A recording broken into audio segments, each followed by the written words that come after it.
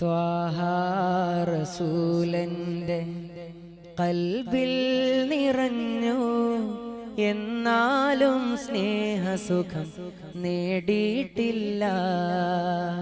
ത്വയ്ബ മദീനത്തെ ചിത്രങ്ങൾ കണ്ടു, അതല്ലാതെ ഞാനവിടെ പോയിട്ടില്ല. ത്വാഹ റസൂലന്റെ ഖൽബിൽ നിറഞ്ഞു, എന്നാലും സ്നേഹസുഖം നേടിയിട്ടില്ല. ത്വയ്ബ മദീനത്തെ ചിത്രങ്ങൾ കണ്ടു, അതല്ലാതെ ഞാനവിടെ പോയിട്ടില്ല.